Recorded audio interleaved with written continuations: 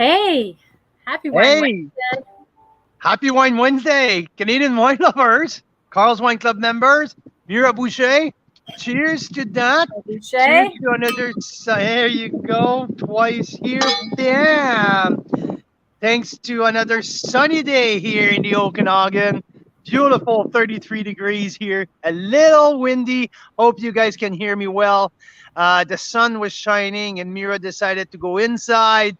So I'm here solo outside, but she's right next to me, close And we by. will So see how where our special guest tunes in from. I wonder if he's going to be at home, at the winery. I don't know. We're going to chat with who, Carl?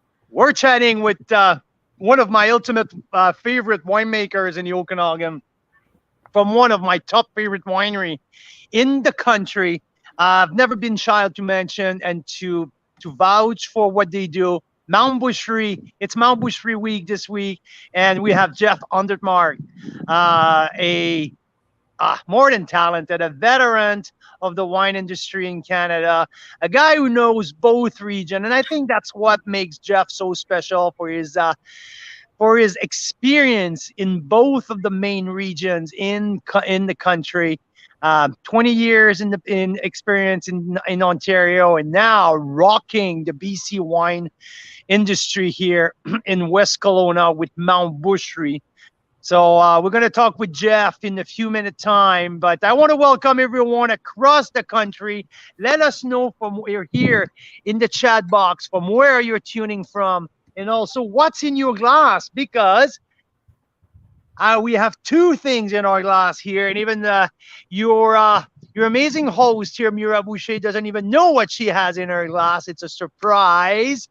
So no surprise anymore. We have Mount Boucherie 2021 Rosé, a stunning blend of Pinot Noir, Gewürztraminer, and Zweigel. So really unique brand, a unique blend for rosé. I would say exclusively Mount Boucherie does it that way. It's really refreshing. It's beautiful. Love that. And we also have a big red that we're gonna dig into it in a few minutes.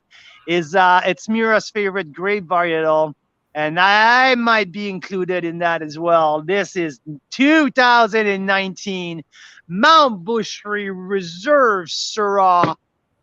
Who Syrah, just Syrah, got Syrah, baby. Absolutely, who just got gold at the last All Canadian the Wine Line National Award. And I'm just questioning why I didn't get platinum, but gold's good enough, I guess. It was very good. So yeah, Mount Boucherie Week. So bonjour à tout le monde en français, à tous nos amateurs de vin canadiens francophones qui sont un petit peu partout à travers le pays. Les gens du Québec, la belle région de Québec, les gens du Nouveau-Brunswick, des régions francophones d'Ontario, du Manitoba, partout au pays. Un beau bonjour en français à tous nos amateurs de vin canadiens. Aujourd'hui, on parle Mount Boucherie, un des plus beaux vignobles de la vallée de l'Okanagan, situé à West Kelowna, sur la rive ouest, de l'autre côté du pont. Et puis, on va recevoir dans quelques minutes Jeff Hundertmark, qui est le winemaker à Mount Boucherie, un gars qui a une belle expérience, quelqu'un qui a passé 20 ans à faire des vins en Ontario, maintenant qui est le directeur de winemaking à Mount Boucherie dans l'Ouest canadien depuis maintenant 4 à 5 ans. Il a complètement revampé le programme. Il a fait une job incroyable. Mount Boucherie est un de mes vignobles préférés au Canada pour la diversité de leur portfolio, mais aussi pour la qualité et le premium sur leurs produits. So, Mira, what Oui, do oui, you oui. think? Because I know everyone knows that how much I appreciate it, how much I love Mount Boucherie, and it's been many years now. I've always been a big fan. What's your take on Mount Boucherie? What do you like the most on that portfolio? I think they've done such an amazing job elevating the whole winery experience. Like, I think they opened their tasting room right at the start of the pandemic, if I remember. Their brand new one, right? And I love it. I love going to the restaurant there. I love the ham, We that had a salami few ham that great they have there. experience at the Mother's Butcher. That's for sure. We Yeah, had it's some really epic great. night down there. Really great community feel to the whole thing. And then the wines, like, I don't think I've ever had a wine from Mount Boucherie, whether it's their entry level stuff or the premium stuff, ever had a wine that I was disappointed in, which is awesome. So it's And they great to make have this kind of winery. multiple SKUs, right? There's many different labels from Mount Boucherie. And I'm with you. Everything they do it right. They do it the right way. They always over deliver their price point. So my Even parents, who were just here, they celebrated 50 years of marriage last summer. And what was the main wine they wanted at their celebration? They bought, I don't know, 3 or 4 cases, and they it was wanted the Elder Vicar.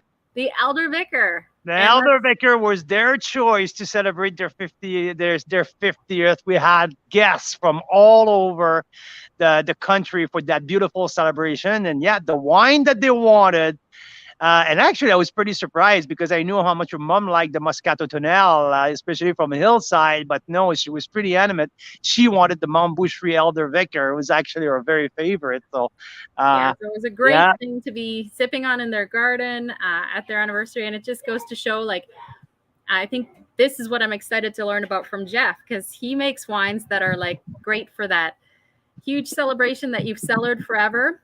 And they'll age and they're worth, you know, the price tag if you get the more you know, the higher end wines.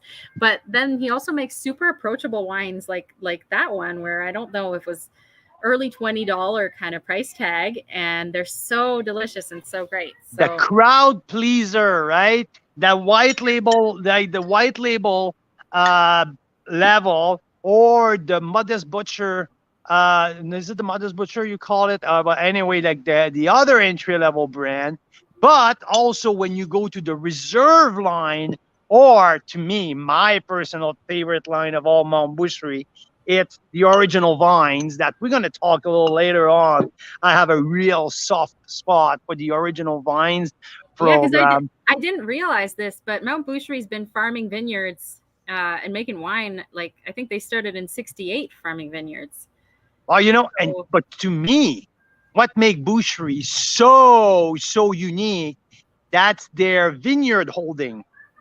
They own vineyard from all over BC, meaning like not only the Okanagan, but also the Similkameen. So that at the end of the day, when they bring the grapes back to the winery, they have multiple terroir that they can blend together, and it brings so much personality and so much depth and complexity to their wines when we talk to the reserve brand. And also when we get to the original vines, we got some the very like, pinpoint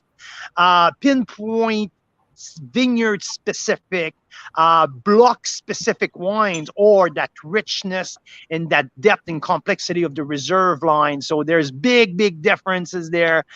So we're going to dig a little deeper into these details with the director of winemaking, one of my favorite peeps in the wine industry, Jeff Hundertmark, the director yeah, of and Mount he's Boucherie. here, and Is he has he? a really cool background. I want to know if it's fake or real. So let's bring him in. Hey, Jeff. It's totally real, Mira. Jeff, my man, how are you? Very good. What is your backdrop? Wow, This looks like it's my tropical. backyard. It's my Looks backyard. tropical. Yeah. Beautiful. Yeah, We have to Summerland. have you guys down here. It's on the way to Penticton and Yeah. Summerland. Yeah, right here in Trout Creek in Summerland. Yeah, we have found a great little spot. So yeah, here we are. So tell me, how was your day today, Jeff? Today was busy. It was a day of organizing, getting ready for harvest. Just trying to make sure we have all of our T's crossed and our dots I's, our I's dotted, or whatever we're doing. I's crossed. Yeah, so that's the logistic part of it, right? As a director of winemaker, making sure that you're ready, because we're all like, it feels like we're just like in the midst of the summer, like right in the middle of our summer. But for you guys now, it's time to get ready for harvest. It's crazy to mention because it feels like a few weeks ago, we all complained that we were so behind in the growing season. Is it ever going to happen? And are we going to have, like, it was so many challenges, and now we're talking about harvest. It's crazy. It is crazy. I mean, we're still a little bit behind, obviously, but everything is moving along nicely. Yesterday I spent the day down south in Soyuz at one of our warehouses and also in the vineyards, and everything is progressing along really nice at a nice pace, which is great. Everything is not going to come in all at the beginning of September, which I'll be very appreciative this year compared to last year. No doubt. Is there any of the grapes are starting Verizon right now? Nothing yet. Nothing yet. You see the odd berry here and there that is turned prematurely, but really we're probably a week, maybe 10 days away from Verizon starting. I mean, I would love to see it start this week. The temperatures, I mean, down where you are, it's beautiful. The temperatures have been much cooler in the evening. We've had a couple of really cool evenings in the Similkameen. The daytimes have been nice and hot, which is great. But it's keeping everything at a nice pace right now. So I'm really hoping that with the kind of the direction the season's going, that we're going to have a nice, really balanced year, lots of good acidity, which is really key because we do get hot and we get lots of sugar. So you need to have the acid for balance, which is paramount for us. I have to ask that question. You just mentioned the Similkameen. Yeah. How's the Corremios Creek wildfire is affecting the whole thing right now? Okay, sorry. Okay. You should have sent me an email. Do not mention it. No, you know what? We're always been transparent with all of our members. I know we're having emails every week, especially from people from Ontario, because they hear about that kind of stuff. They don't know a whole lot about wildfire down there. So they're asking a lot. Hey, so I'm hearing about stuff in the Similkameen. Is it? So what's the assessment right now? Yeah, it's really, I mean, not belittling the fire in any way, but as far as the growing region's concerned, really it's all about the smoke and when the smoke comes. The fires are far enough away from us presently that, and I believe they're starting to be contained now. I think it's just the west quadrant of the fire that is kind of burning in a rough, rugged area they can't really get to. So they're kind of letting that burn out a bit, but the other face, the south face, the east face, those are all, I think they're pretty much contained now. That's what I'm hearing too. An amazing job. But the real key is the smoke, and that's really a problem after Verizon started. Right now, it's not that big of a deal. It's a bit of a pain for the workers that are down there, the people that live down there, for breathing and that sort of thing. But right now, the smoke is at a high elevation. It's not settled down in the valley yet. I mean, I haven't been there today, so I don't know. But when I was there yesterday, the smoke was very high up in the top of the mountains, kind of more cloud cover than anything else. It was, the temperature gauge, it was reading, I think, 33 temperature, but it felt like it was maybe 25, 24. Yeah. Just because there was just no sun coming. So it was quite pleasant actually, but and the wind also keep everything fresh and going right now. It's been windy the last couple of days, so the thing does not settle down and stick to it. Where now that's when you have to worry about the smoke settling down into the vines, right? Yeah, exactly. Yeah, well, so that was for the negative part of it, but I know that the last 4 or 5 weeks, the beautiful weather kicked up here in the valley, and we have these amazing 30, like an average 30 degrees every day. So the vineyard really took off after a very slow start. Yeah, it's been really spectacular. The issue earlier on in the season was, the slow start was based on, it was cool and it was rainy. So the soil was picking up lots of moisture. The vines were picking up moisture. So we knew that the moment the heat came, and it came the moment I went on vacation back to Ontario. But the moment that heat came, we knew that the vines were going to explode, and that's exactly what happened. It has been the transformation. We've gone from, it was barely flowering before I left for vacation to we are full on clusters ready to change color, and they just exploded. We've hedged already once. It's just been, the growth has been incredible this year. It's been quite remarkable. Yeah, it's pretty exciting for what's coming up. So that's for the news on the growing season. Let's talk a little bit about the vineyard, because to me, what gets me always exciting when we talk together and when we talk about Mount Boucherie, it's the different vineyard source that you guys not only you guys don't lease, you guys own your own different pieces of land, different terroir for different type of grapes. So that, for me, that's what makes Mount Boucherie's portfolio so exciting. From the home vineyard in West Kelowna to your really, really amazing vineyard in Okanagan Falls, where some of my favorite wines are coming from. And OK Falls is such a unique and beautiful place to grow grape for the minerality and very specific terroir, and also the famous Golden Mile. And you guys have been farming the Similkameen almost before anybody else, and before almost everyone. We're talking about, oh yeah, the Similkameen. No, you guys known this area for a long time now, so you guys can extract the best out of some of the top spot in BC for growing grapes. So let's start with the West Kelowna and the home vineyard that you guys have. What's the key grape who grows at your property in West Kelowna? Yeah, I'll just preempt it. We've been really fortunate with, myself coming in to having these amazing blocks of grapes, and old grapes, like old plantings. For BC, old plantings, meaning early 90s, late 80s, early 90s. But I heard Mira mentioning earlier that Mount Boucherie's been growing grapes since '68. They were farmers. The original owners were farmers growing orchard fruit. They switched over to grapes in the late 80s, 90s, and early 90s, I should say. And then starting up with Mount Boucherie, the Mount Boucherie property in West Kelowna, we have all of the grapes on this property, which you see behind us in this beautiful backdrop,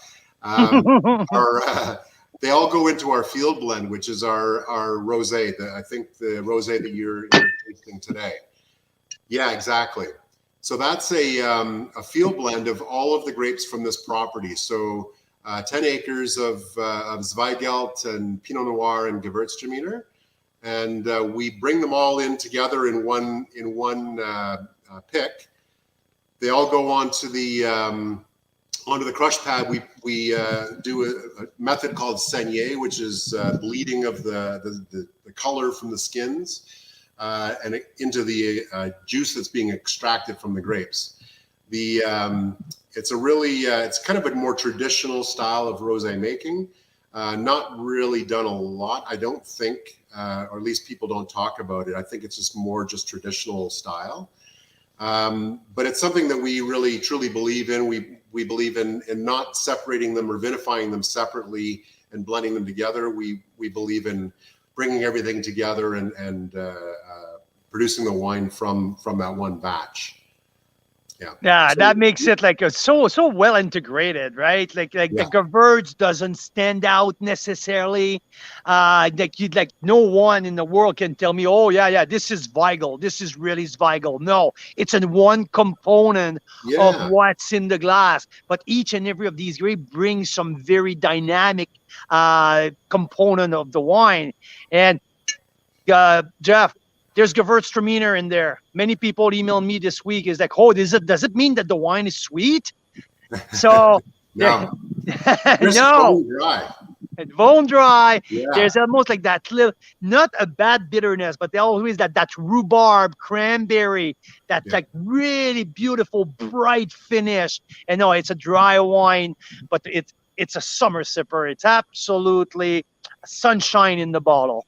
Yeah, I'm glad you like that one. We really like that. That's my wife Kimberly. That's one of her favorite wines. Is this wine, and the style of wine I just love. I love something that really expresses kind of strawberry, grapefruit, and a little bit of herbaceousness in a rosé. It kind of reminds me or takes me back to kind of the wines of Provence, and it's obviously the grape varieties aren't traditional for Provence, but the flavoring is, and that's really key. I think Gewürztraminer takes a big bad rap for being sweet, and I think it's only because it's lower in acidity, naturally lower in acidity. So it appears to be a little bit more fruit forward. It appears to be a little fatter, flabbier. And so, but in the blend with the Zweigelt in particular, being the main component, it's really balanced acidity wise, and we do pick it early. We do manage to pick that block early in the run so that we retain all that acidity. It's really a refreshing, crisp wine. There is very little residual sugar in this wine. I think it's like we're like around or below the 5 grams, so not even close to be close to us to a slightly off dry. It is dry, and there's no there's no question about it. Yeah. Hey, before we jump into the other three vineyards that I wanted to talk about, how about you take us to the big change? Because we're talking about the home block, we're talking about the winery in West Kelowna. For people from back east who are listening to us and not familiar by the teardown that happened, I think it was 5 years ago, that little shack got teared down, and you guys have one of the most beautiful winery in West Kelowna, right in the midst of that West Kelowna wine trail, where there's some big players there, but you guys have one of the most beautiful facility. So when this whole change happened for Mount Boucherie, because it's kind of the same moment that you came on board, right? Yeah, it happened just after I started. So I got here in 2018. So right after harvest of 2017, January in 2018 is when I started. That next summer is when we broke ground. So they were still operating out the small little shop that could, and doing a wonderful job there, waiting for this big brother next door to open up. And it took about a year and a half.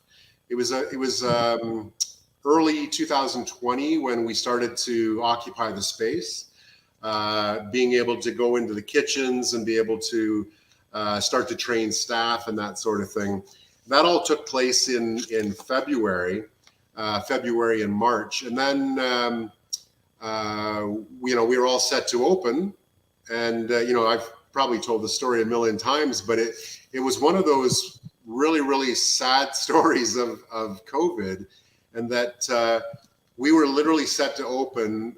We had gone through weeks of intense training with all the staff, and on the Sunday, I can't even remember the date now. I probably should be ingrained in my head, but the Sunday prior to us opening, our CEO pulled the entire team in, all of the new staff, all of the management team, and just basically, told us what we already knew, that the world had shut down, and as of that day, the entire team was laid off.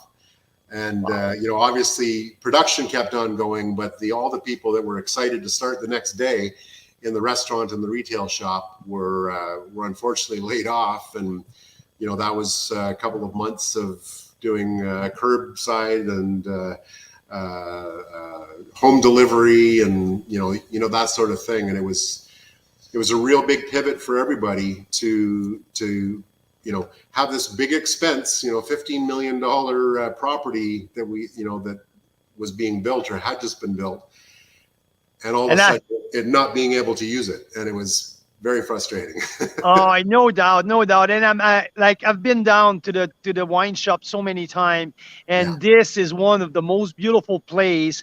And it's such a great experience. You're at ground level with all of the doors open, and there is that wonderful private meeting or tasting room, the barrel room that I call it. Yeah. This is a unique place in the Okanagan where it's just scream like so. It's just beautiful. So I just want to mention that the people who travel to the Okanagan, you're not from the area, you need to stop by to see that place. It's worth it. The staff are fantastic. And the portfolio is so wide. Like there's so many different options to taste wine when you're down there. That makes unique and makes Mount Boucherie one of the top player in the industry, because you can cater to every budget and every style of wine. So yeah, so we had the home block covered, and now let's move on. I want you to tell me more about the Okanagan Falls Vineyard.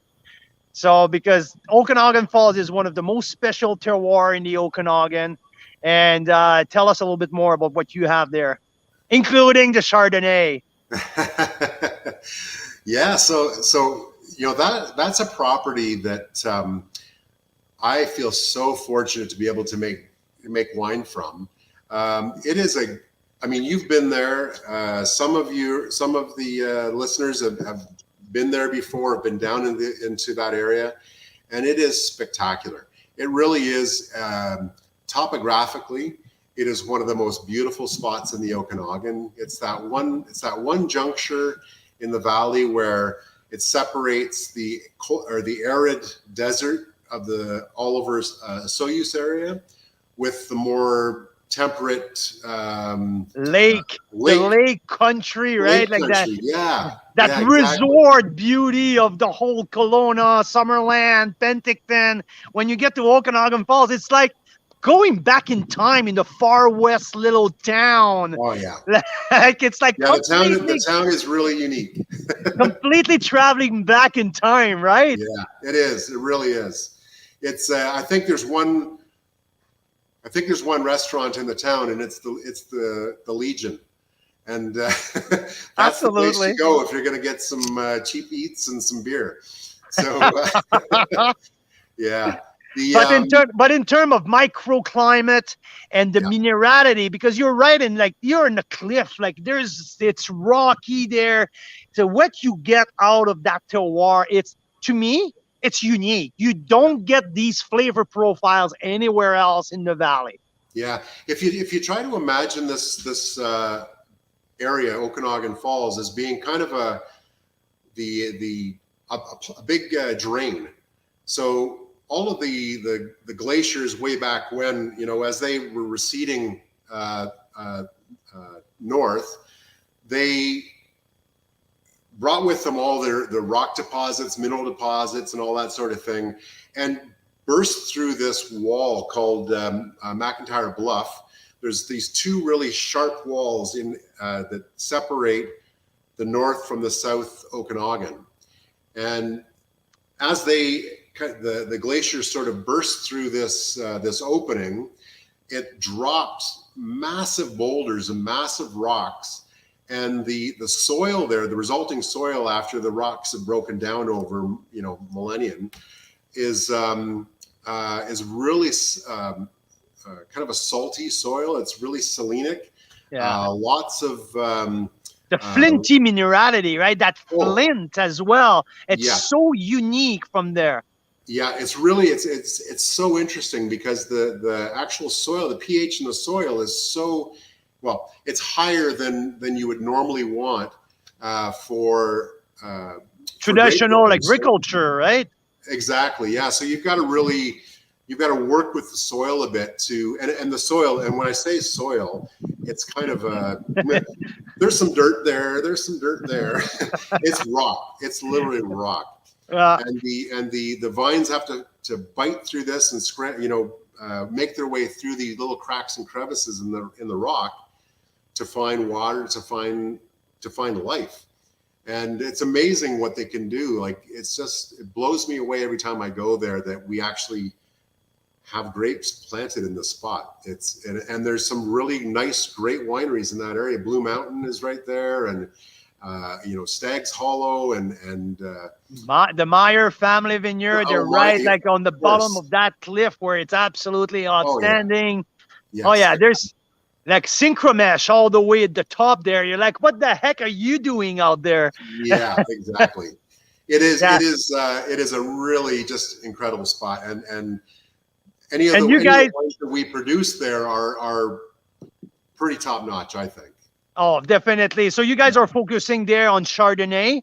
I mentioned that many times before, but there's also some new planting of Syrah there as well. I know that your sister winery, Ross, are doing a single vineyard for Syrah from there as well. And what's the other grape you guys like to grow in the Okanagan Falls vineyard?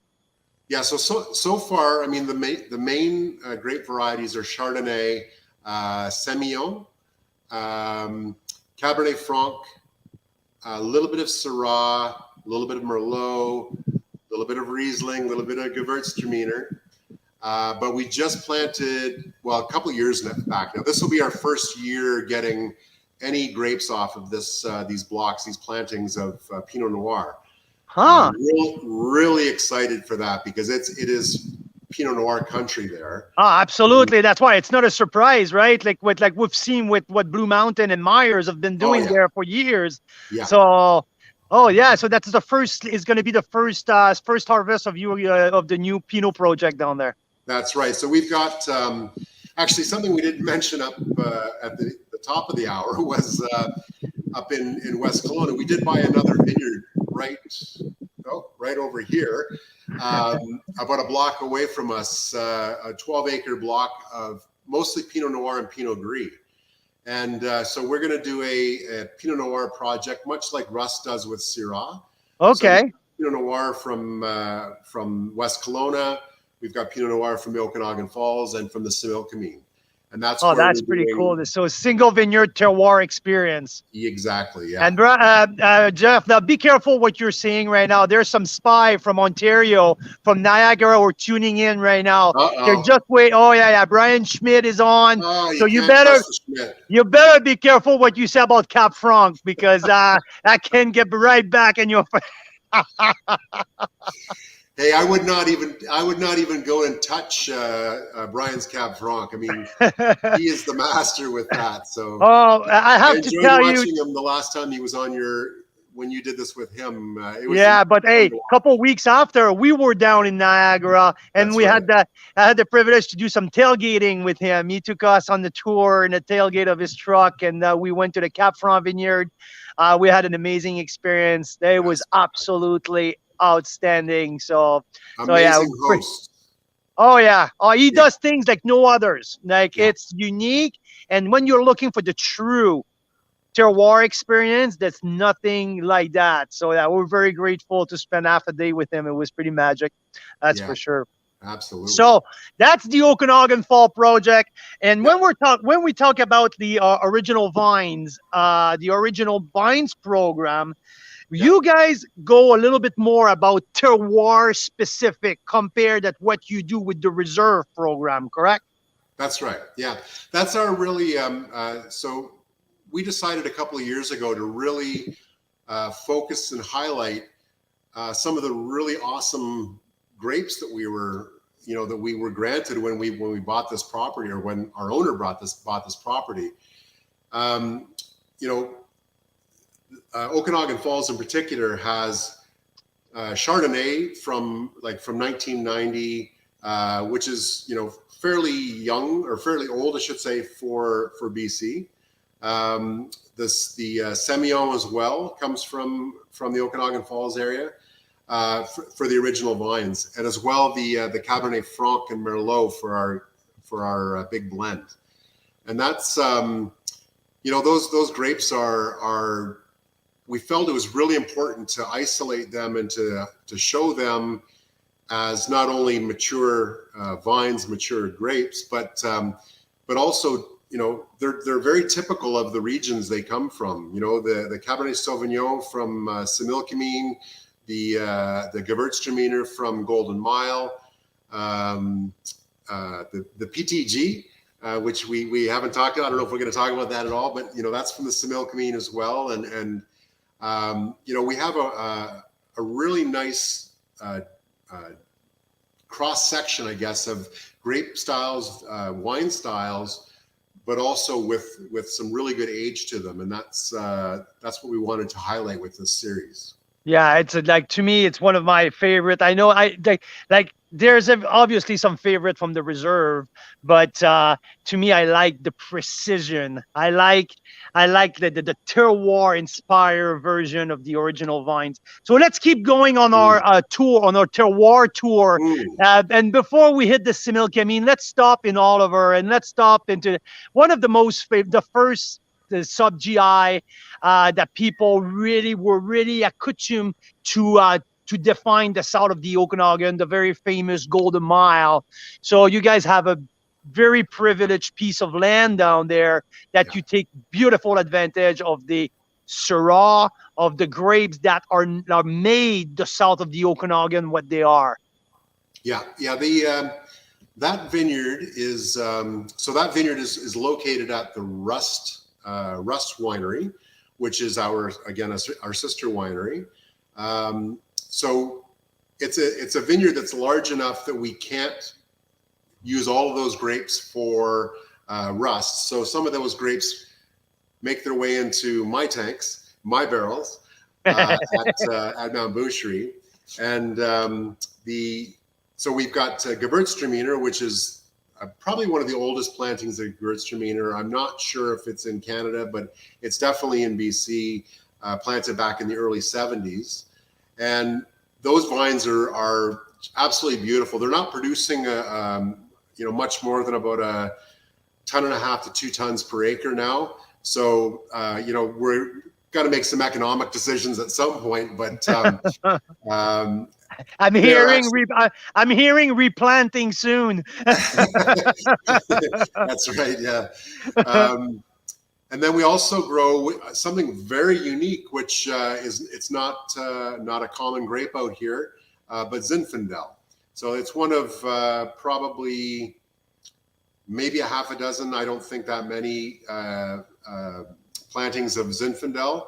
And that again is an older planting as well, back in the 90s, and the grapes from that are incredible. I honestly, when I came out here and somebody said, well, Jesse, who you know, our general manager, he told me, oh, we're gonna be making some wines from Zinfandel, and the only thing in my head I'm going is, all right, so I'm making blush, okay. Because I'm thinking, okay, we're not going to be able to ripen this, but man, does it ever ripen? It ripens to the point of over ripening.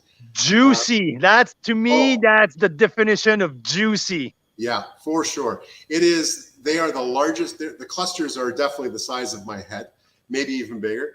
And the berries are massive. The flavors are incredible, but they ripen to, if I don't stop them, if we don't harvest them, they'll ripen to 28, 29 bricks. Like they could be, very close to ice wine level, very close to at least late harvest level. And taming that grape variety is difficult. So I obviously, as soon as I was able to hire Ryan on as our winemaker at Rust. That is fantastic. Oh, I have to give a shout out to Ryan DeWitt, because he's a great winemaker and also such a good individual. I just love picking his brain and chatting with him. He's awesome. He is so knowledgeable and so smart, and that's probably, I mean, we were so lucky to sort of stumble upon him. I mean, very long story short, he went to school with my son, or my stepson. And that's kind of where I got to know him a little bit. Little did I know back then, when I was working in Ontario at a small winery called Mira, that he would come there. And I kind of remember him. Don't tell him if he's watching. I'm really sorry, Ryan. I don't really remember when he was there per se, but he came to see me and pick my brain on a few things. And that was kind of the beginning of our relationship without me really actually knowing it. It was a one-sided relationship, I think, at the time. But we really felt lucky about bringing him in, and he's been a real welcome part of our team. He leads the crew down the cellar, does the wines for Russ. Like, he's solely responsible for the wines for Russ. But he also runs the team down in the crush pad and down in the cellar. He's been a real find for us and a real positive part of our experience here at Boucherie and Rust. Absolutely. And for people, when we look at some cool project that we have here in the Okanagan, and Rust has one of the coolest, that's the Terroir series, where, like, you got 4 Syrahs for all single vineyards, same wood treatment, same aging, like same everything, but you got 4 bottles of Syrah from all different terroir. And for Ryan he truly took that project that you put together. They truly took that to the next level. Yeah, he did. He really did. I don't want to stow too much more virtue on Ryan because Oh yeah, let's his head is already too big to get through the door frame. Oh, he's already pretty tall, so. Okay, so that's from the property on the Golden Miles, and I'm sure that this is a solid part of your portfolio, because the Golden Mile is the Golden Mile, right? Producing such high value, high end type of grape, and a very, very specific niche. So you guys have that holding as well, and that lead us as well to the Similkameen, where, like I mentioned earlier, you were one of the first you guys to farm the Similkameen, and you took clear advantage of it because you have a large vineyard down there, and it's allow you to increase your production, but also to play with many different type of grapes. Yeah. We so something the next time we get together, I'm gonna have to take you down there and take you on a walk through the 2 vineyards we have in the Similkameen, because I think you only know of the one. Oh, the Lazy Red. Is it the Lazy River? Lazy River, yeah. Yeah, that's the one I know. That's the vineyard that we get most of our grapes from. It's our largest by far. But we also own another vineyard just north of that in Coston, it's just north, right along the river, not up on the slopes, but right down on the river. And it's about another, in total, I think 65 acres, but we've planted Vidal there for ice wine. But we're going to do have a little bit of fun in the first couple of years with Vidal as a table wine. So look for that. This will be the first year we get crop off that as well. And then, but we just planted last year some more Cabernet Franc, 10 acres of Cabernet Franc. And then next summer or next season, we've got Gamay going to be planted there, and also a grape variety called Trousseau, which we've got ordered, and it's going to be going in that vineyard as well. So it's Trousseau. So whoa. So what's the plan with Trousseau? Hope that it survives. No, I'm kidding. It actually does. It actually does really well in the soil type and the because the problem for all of us in Canada is the cool winters. Growing season, we have no problems keeping things alive and producing some great wines. It's keeping them alive over the winter time. So in that particular spot, that location, we've had a couple of seasons of weather documentation, and we had a specialist come in, a consultant come in, and give us some recommendations on grape varieties that will do well in that. That's very specific spot. Yeah, and Trousseau was one that sort of stood out for us. So we're really excited for that one. It's going to be probably end up in one of our modest wine series. Yeah. Because it's a very unique kind of hipster Yeah, exactly, Great right. I variety. can see that already. Downtown Vancouver, the Oh yeah, natural wine kind of wine bar where people are gonna go geek on Trousseau, and oh they yeah, think they're or orange wine Trousseau. Here is the quintessence of the geeky here. yeah. Oh, Yeah, I think we're starting to corner the market on geeky hipster with Zweigelt from I think we're uh, going above and beyond that. Blau Orange wine Frankish. And, Trousseau. Boom, we got it. yeah, I love it. Uh, yeah. so yeah, the Simil Camine, I think you took like completely advantage of that beautiful rugged terroir who brings such a very special approach, a very special definition of what we can do around here. No, it's not the Okanagan, it's Mm, right at the outside of the Okanagan. And also like from being so close of Osoyoos, but such a different terroir, and the typicity of flavors are so different. And I just love the difference between a Cabernet Cab Sauv from the Simil Camine versus the Cab Sauv from Osoyoos. Just so different. oh yeah, like Bordeaux red varieties in Similkameen. That is, you know, that is the perfect spot for them because it really is. It's super hot during the daytime. It is, 40 degrees on a regular basis during the daytime, but cools down so nicely in the evening. It's a really deep valley with a river that runs through the middle of it that really does a lot of cycling of the air. So you get great airflow through the vineyards. You don't ever have problems really with mildew or anything like that. The acidity that's retained during the evening, and then the intense heat building the sugar during the day. We've got a block of Cabernet Sauvignon right down in the southern end. Yeah, this one here, right down the southern end of the property that faces the States. Basically, it's looking right at Washington State, and it is spectacular. It's the funniest looking vineyard you've ever seen in your entire life. And it's really hard to explain until you come down and see it. But it's been planted with 2 rows close together, and then a space, and then 2 rows close together, and so on and so forth. I'm not sure what the thought process was. I think they were trying to maybe look at doing a split canopy type of deal, but it was kind of a weird system. But it works. Whatever it is, it works because it produces some spectacular. We've got 2 blocks in the Similkameen of Cabernet Sauvignon, one on the north end of the property, one on the south end. That south end piece is that goes into that original vines Cabernet Sauvignon, and to me it is a beautiful expression. It's got lots of fruit, so it's really jammy black currant, the traditional Cabernet Sauvignon fruit.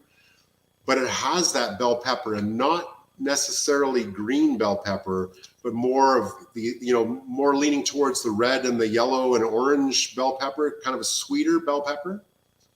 Jeff, when you're talking about, like, you talk about the acidity of the colder night of the Similkameen, and that's why when I wrote my piece on that wine, to me it's about the longevity. And I saw in that's why I rarely rate a wine with an open and a closed score. Like I did 93 to 95 because I think that wine has so much more to offer in the next few years. There's an amazing aging potential in that, and it starts with the acid. So I taste that and I feel the brightness in there, even if around it, there's that cassis, there's that really ripe black fruit, but there's a center of it. It's a bright acidity. I can see that wine going for 10, 12 years. Absolutely no issue in that. And That's the hope. Oh, you know what? And from what I've tasted, like we're in the midst of these 2019 reds, right? And the aging potential for me of 2019, it's absolutely beautiful. I'm loving more and more 19 for the reds from the Okanagan and the Similkameen. I just think that the longevity of these wines. It's not the bigger, bolder. I've been tasting 19 versus 20 in the last few months, and I think that the 20s are rounder, more plush, a little bit more ripe. But 19 has such the long term that we can expect out of that vintage. Mark your words and mine. I think 2019 vintage is going to be one of those vintages that we look back and say, wow, there were some pretty spectacular wines that came out of that vintage.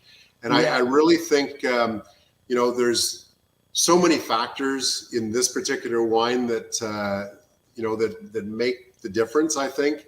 And a lot of it actually, not just the growing season itself, but what we did in the cellar. We incorporated a little bit more carbonic maceration at the beginning of the fermentation period, a very small amount to get some of that fruit bump up. But also the berry size was really small the last couple of years on Cabernet Sauvignon, which is already a fairly small berry fruit. So the wine doesn't need additional tannin. And so we've switched from going to a lot of new oak to more neutral oak now. And I think that with Cabernet Sauvignon, grape varieties like that, or Malbec that have much more tannin and pepperiness to them, they don't need to have more added to it with oak tannin. So we've turned it around a little bit. We've gone back to more old barrels, very neutral, kind of innocuous barrels that don't have any flavor, but also don't have any tannins as well. And that's, I think, for us, and also very long periods of aging. We're getting into a year and a half, 2 years of barrel aging now, which before we didn't really have the luxury. We were kind of one season, need to empty those barrels because we need them again for the next vintage. We're kind of at the point now where I think our barrel program, we're up to 1,200 or 1,300 barrels now. It's really I agree, Brian. Amen to neutral oak. Hey, you know what? As a wine taster and a wine reviewer, I'll say the exact same thing. Amen. It doesn't destroy my mouth right out of the gate, and I can do nothing else for the rest of the day. Exactly. Yeah.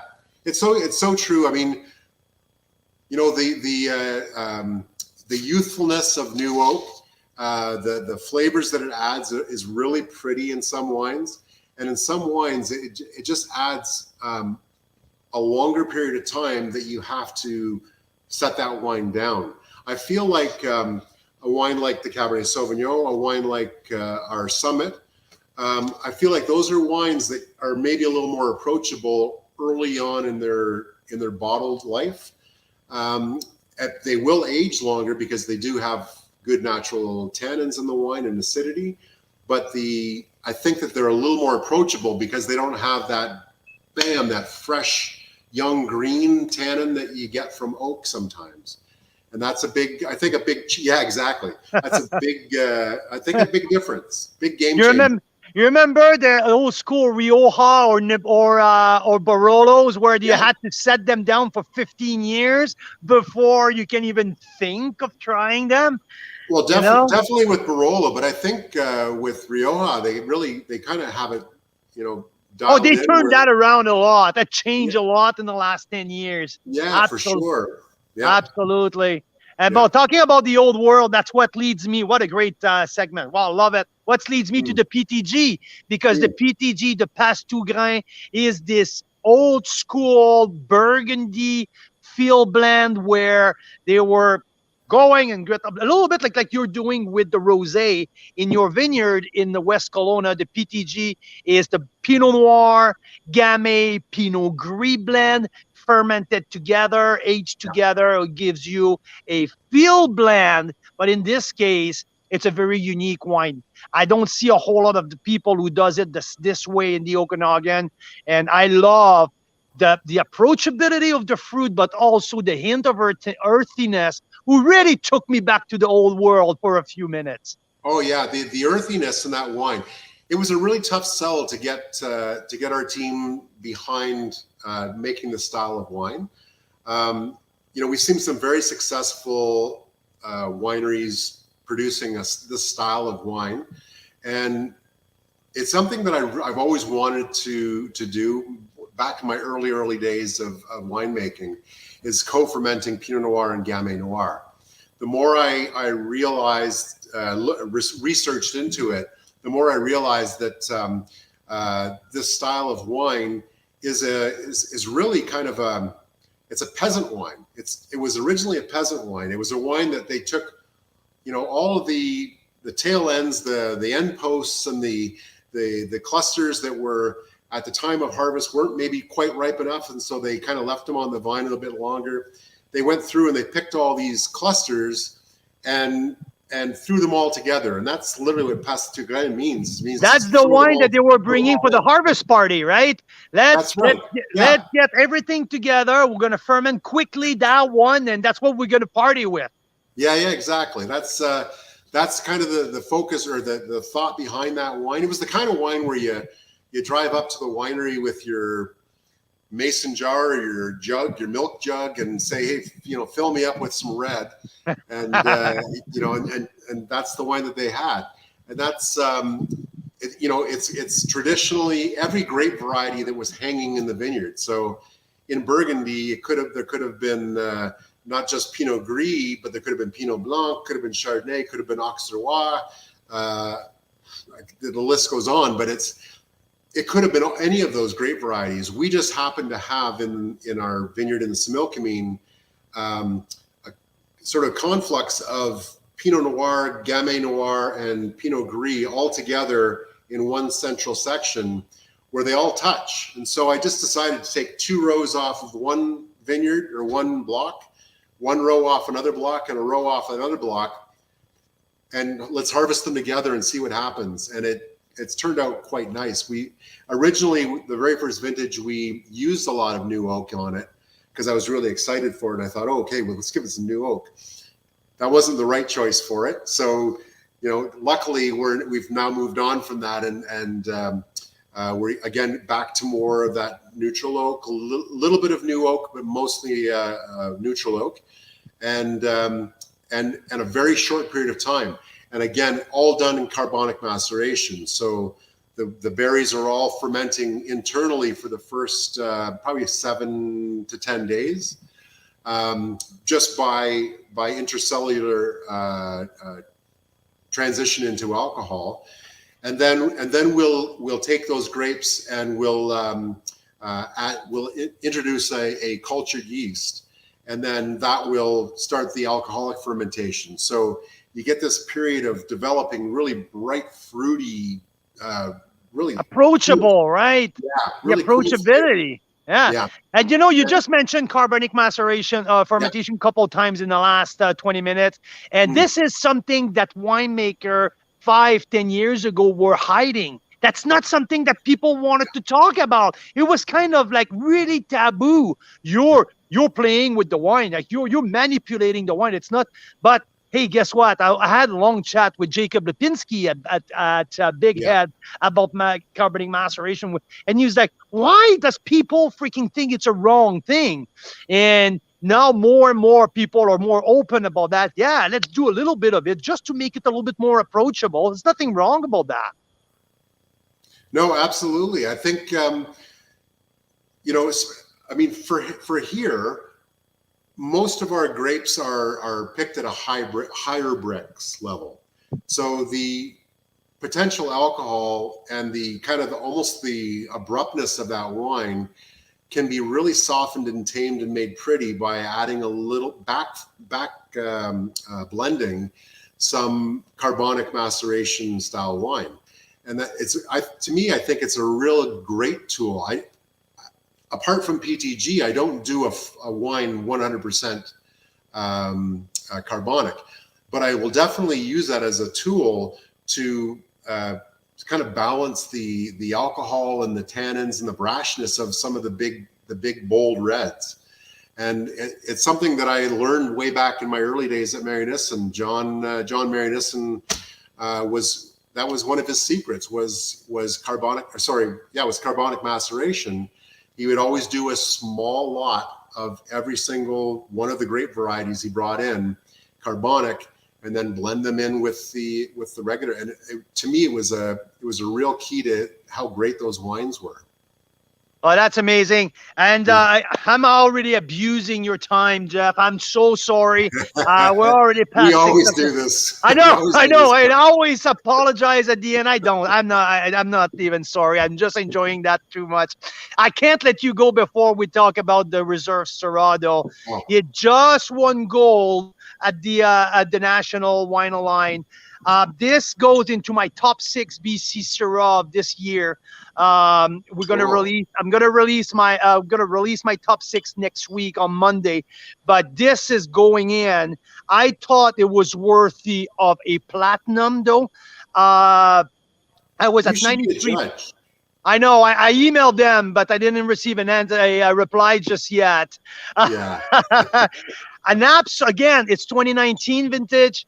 I love. It's more on the elegance. It's not the big, heavy, bold, classic South Okanagan. I think I got some beautiful florality in there. Obviously, there's a spice. There's an incredible length, multiple layer of that. What's the secret sauce in here? That is so freaking good. 93 plus point, Carl's Wine Club. So we've talked a lot about terroir specific wines. This reserve wine, and all of our reserve wines, are a great example of the exact opposite of that. So what we've done with our reserve line is decided to make them all barrel select. So when we're making Summit, when we're making the Original Vines wines, when we're making various blocks of wines, we're handpicking barrels to go into Summit, to go into Contessa, to go into the Original Vines. But we're looking at wines that would work really well in a blend together as a single varietal. And so this particular Syrah in front of you is a blend of the Similkameen Valley and of Okanagan Falls and of the Golden Mile. So the 3 main areas that we grow Syrah, we've chosen, my favorite barrels for reserve to go into this blend. And it's a real, I think this is a real good snapshot of what the company does, not just the individual vineyards, but what the company That's why does. we call it the flagship wine, right? Like this is part of that flagship, what represent Mount Boucherie in his entire entity. Yeah. And you know what? Like we've had some pretty good response from these wines. I mean, our reserve wines, I kind of, the reserve classification or whatever is kind of a tough one for me, because I feel like when we have our pre-harvest meeting when we're deciding what we're doing, we go into and it sounds very cliche, but we go into this with the thought that every single block, every single vat, every single barrel that we do, we're expecting it to go into Summit. We're expecting it to go into Contessa. And when a wine, it used to be, we would pick through barrels and go, okay, this is super special. Let's put that into here. This one, it's okay. It'll go into our white label blend. But at this point, we're at the point where every wine is we've chosen to make it the same way, make it as best we possibly can. And again, I say it sounds cliche, but it really is the focus of our team is to make the best wines. And then once we taste them all after a year or so, we decide, okay, these wines are super special. These wines are great. These wines are really good. Let's put the really good ones into our white label. Let's put our very good into a reserve. And of course, that's all subjective. We've got, we're choosing our own babies, but it really is, I think, the way we go about it, we don't cut any corners. It's not like we're using oak staves or cubes or chips or anything like that, where, everything goes in the barrel, everything sees the same care and concern. in the vineyard as well as in the cellar. And that's, I think that's key. Our approach to this is to make every wine the highest level and then go from there. You know, when you build a team, when you build, like I like to use that analogy. If you build Team Canada to go to the Olympics, you don't take all of the top scorer and put the first one, second one, and third one on the first line. No, you try to balance your 4 lines to make the best lineup to go compete. And I think that's exactly the way you guys are doing your roster building. Yeah. Well, thank you. Now, you know, we use those analogies actually quite a bit here. Is that, you know, everybody can't be Gretzky. We have to make a couple of wines that are you know, the bread and you need the PK line. You need some guys who are going to go on the PK and to defend at the end of the game. You can't only have a goal scorer. You know, it's not you're gonna get burned. Exactly. You got it. There you go, Jeff. I so appreciate your time, your wealth of knowledge, and your generosity of talking to our members. You guys have been with us since day one. You've been so gracious of your knowledge to all of us. We greatly appreciate that. Let me bring Mira for the last couple minutes, just to make sure that I don't get a slap on the finger. She tells me, you didn't let me ask any question. The feeling is mutual, guys. We love you too. You guys are awesome. That's awesome.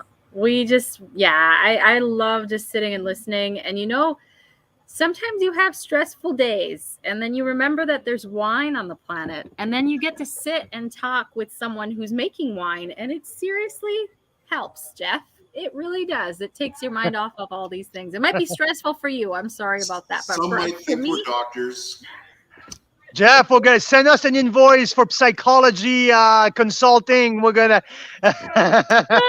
Yeah, exactly. Oh, listen, Brian Schmidt says, I'm going to get me some PTG. You're a superstar, Jeff. Ontario misses you. Thanks, Brian. I'll make sure we get you somebody.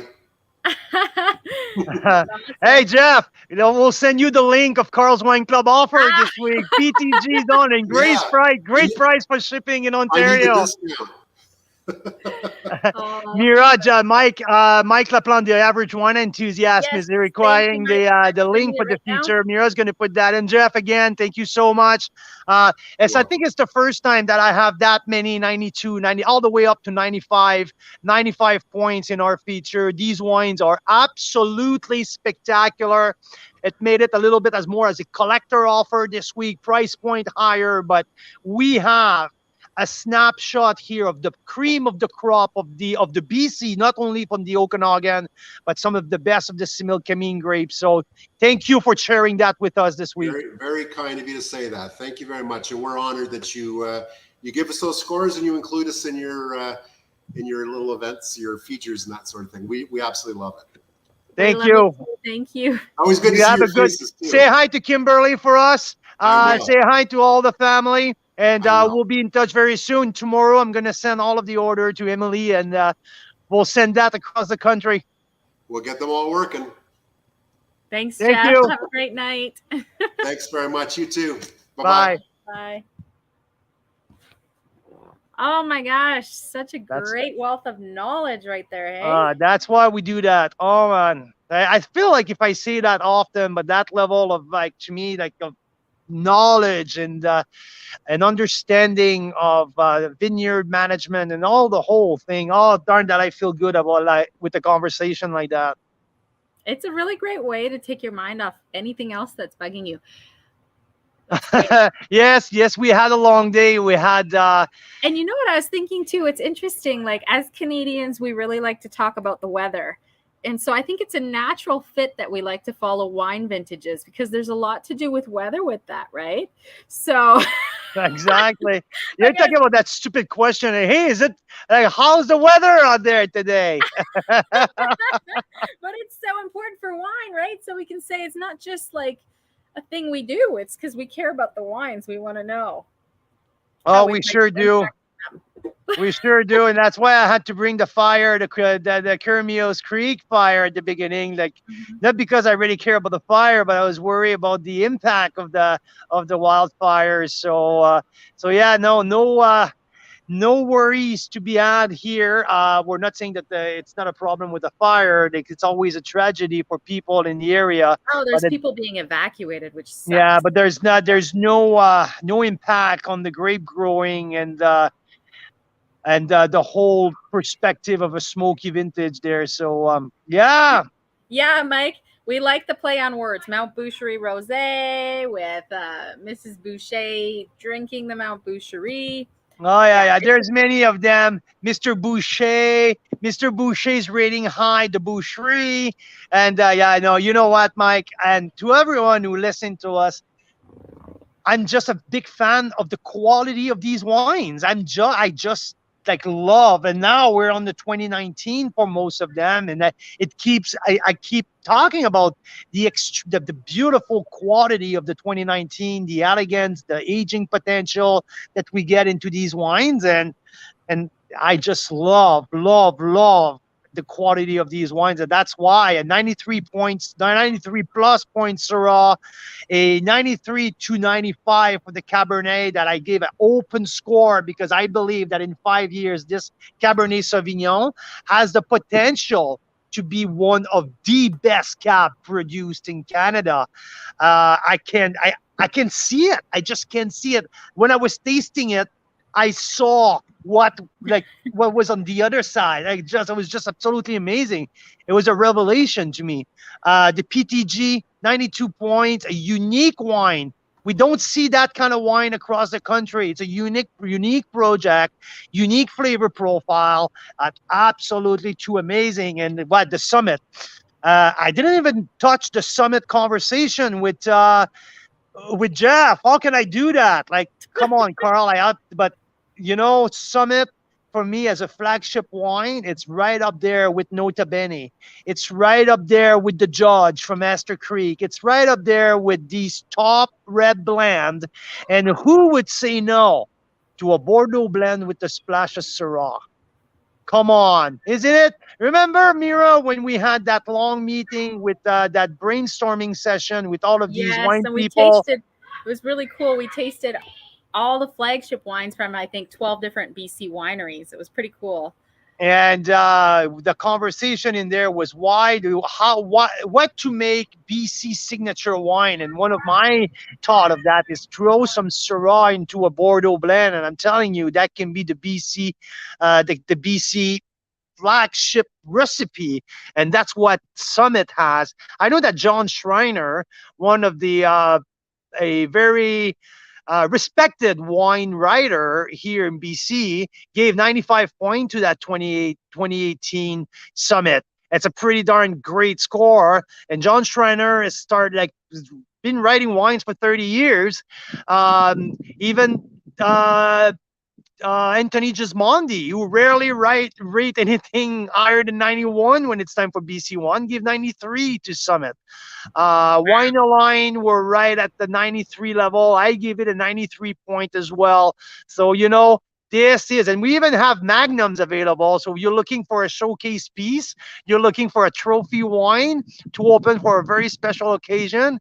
We have magnums available this week. They made it available for us. It's rarely shipped out of BC. So we have magnums of Summit available, as well as the 750 mil. So special offer this week. Sometimes I call them the collector offers, only for the cream of the crop of the offers that we do, and this one is one of them because I believe in it. I just believe in the freaking quality of what's in the bottle here. Yeah, even for the white labels, right? We have 3 white labels wine in that pack: the Pinot Gris, the Rosé, and the Merlot. The Merlot white label. When we talk about the barbecue wine, the big full body wine, it's juicy. It's even the full body, but easy drinking, full. So it's you rarely see that for under $30. So Mount Boucherie is crushing it. Jeff Hundertmark took the wine program to an absolute next level since he took over 5 years ago. So well done, Jeff. I'm just loving that offer big time. Amazing stuff. Well, thank you all for stopping by and doing. Are we done? 6:20 now. We didn't even talk about any other thing happened this week. There was a Okay. What about what we tasted last night? Oh my God. The new vintage of Maverick. We know That that was pretty Maverick cool. was one of the favorite wineries that we feature early in January, right? Yes. And we Well, just I discovered the Bushvine Syrah. Was that only in January? Maybe that's why I remembered it, because something really special happened, you guys. I remembered a wine that I drank many months ago and compared it to the new vintage that I tried. This is yeah. something I've seen Carl do. Like, he'll be like, "Oh, I tasted this wine 20 years ago and it had a lot of cassis and it had this and that, and I remember the length." And then I'm like, "How the hell do you remember something you drank 20 years ago, right?" Well, now I So kind of know. So let me tell the story. So yesterday, so Mira really, really geeked out on the 2019 Maverick Bushvine Syrah. It became our favorite wine this year, and it actually really, really good wine. I gave it a 94 points. A really, really special. So anyway, we ordered some extra because she really liked it. So she drank a few bottles. So yesterday, I went to pick up the brand new release. They're just releasing the 2020, so the new vintage, and I'm sitting with the tasting room manager to taste, to just have a quick splash before I took a bottle home. I take a bottle home and dig deeper into it. And first thing that we mentioned is that, oh, wow, the 2020 is it's much spicier and there's a little bit more texture into it, a plusher vintage that it is the 2019. Perfect. I got in the car and I drove an hour and a half back home. And I got home, I cracked the 2020. I poured it to Mira. She smelled it. Like she've done that all her life. It was something out of a movie. She swirled it, smell it, just like a pro. She's like, wow, I can totally see that this is the wine that I really like. I'm like, oh, you're full of shit. You know. So anyway, she had a sip of it and she said, it's much spicier. There may be a little bit more texture into it. I was like, huh? Are you fucking kidding me? So the He's like, exact same "Whoa, whoa, conversation. whoa." Oh yeah, you absolutely nailed it. The exact conversation that I had an hour and a half prior. So it was wow. I said, wow. I was so impressed. So Thank you. many points bonus for Mira. It was pretty impressive. So yeah, we tasted that last night with the one of our little beef roasts. It was pretty cool. Been working with And some many. coming up, yeah, sorry, what were you going to say? No, you go ahead. I was going to say, coming up next week, we have an exciting thing. So, thank you, Brian. Yes, this newbie is learning. It's very special. Yeah. I was pretty proud of her, Brian. I was like, wow, okay, that is just solid here. So anyhow, And I wasn't even hey trying. Brian, we need to talk about the special one, the legacy wine. Brian, we'll send you an email tomorrow. I've been pushing it. I've been telling Mira that I wanted to email you. We want to do a special, maybe a special an hour live with you where we're going to talk about the legacy. It's It would be really something cool. I've been thinking since we saw you at the winery. But anyway, I'll send you an email to talk about that. Elaine, we're not the same. Carl still does some crazy things with wine. But I know how to saber now, Elaine, and I know how to like remember a wine for a while. So this is good. But Brian, if you're still there, there's something special coming your way from Black Market that I think Carl also signed today. So. Yeah. We have a few bottles of Black Market wine coming your way for you and Al as a big thank you for what you did for us this summer. So I know that Rob and Michelle wanted you to taste what they're doing. So there's a little package coming to the winery for you and Al. So yeah, love these. I love these relationship cross country like that. I just like, and being in the middle of that is just so rewarding for us, Mira. Very cool.